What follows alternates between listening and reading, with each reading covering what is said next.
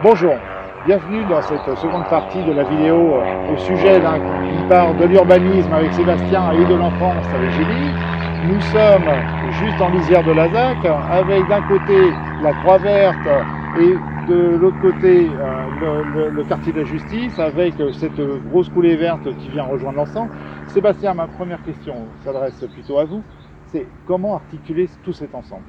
Yves, c'est une excellente question. Effectivement, dans le cadre du plan d'aménagement global que l'on a travaillé avec toute l'équipe depuis un peu plus d'un an, c'est un peu notre projet phare. C'est Oui. effectivement une colonne vertébrale qui ira rejoindre la coulée verte existante, qui est une infrastructure qui sert beaucoup aux Ésanvillois, Oui. jusqu'au quartier de la Justice, au sein d'un poumon vert qui servira effectivement à l'ensemble des Ésanvillois. Cela permettra au quartier de la Justice, qui se retrouve un peu isolé comparé aux autres quartiers des Anvilles, d'avoir une zone, un raccordement jusqu'à la coulée verte, avec une zone cyclable et piétonne, donc sécurisée pour l'ensemble des familles, Oui. et de rejoindre les écoles pour le quartier de la Justice et des Bourguignons jusqu'aux écoles du centre-ville et le collège des Anvilles. Donc Julie, si je comprends bien ce que vous voulez dire, c'est que nos enfants, qu'ils habitent à la Justice ou qu'ils habitent au Bourguignon, ils pourront se rendre depuis leur domicile jusqu'à l'école sans croiser une voiture. Tout à fait.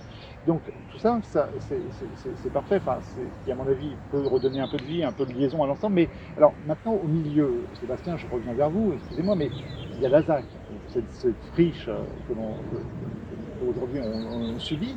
Comment reprendre ce dossier d'ASAC de façon positive et de façon constructive? Alors, c'est là encore une excellente question. Il y a plusieurs façons de réaménager un secteur en termes d'urbanisme. On l'a entendu, il y a des listes qui proposent de mettre des logements, un écoquartier sur cette zone-là. On l'a entendu en début de vidéo, même encore là, il y a des avions, la proximité de la Nationale 1. Quel type de logement pensez-vous qu'on va pouvoir mettre là? Des logements sociaux? Autre part, quand on fait des logements, ça veut dire qu'on enlève des entreprises. Si on enlève des entreprises, on enlève des recettes fiscales, donc des rentrées pour la commune.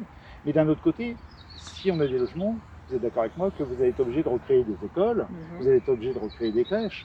Donc ce sont des coûts supplémentaires et toutes ces infrastructures, après il faut les faire vivre. Donc il y a tout un fonctionnement autour de tout ça. Alors je pense qu'il faut effectivement éviter cette erreur de vouloir refaire des constructions, de refaire encore un quartier qui serait isolé, qui serait stigmatisé.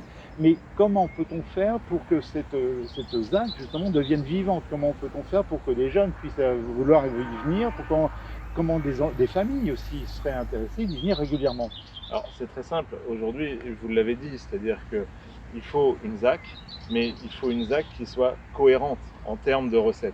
Il faut une ZAC où tout le monde s'y retrouve. Donc effectivement, dans le projet que nous avons imaginé, c'est une mixité d'entreprises, c'est une mixité qui reprendra à la fois des commerces, du loisir, parce qu'il faut aussi avoir des produits d'appel pour que les Ésanvillois et même les communes environnantes puissent arriver, de telle manière que ça soit un vrai pôle d'attraction.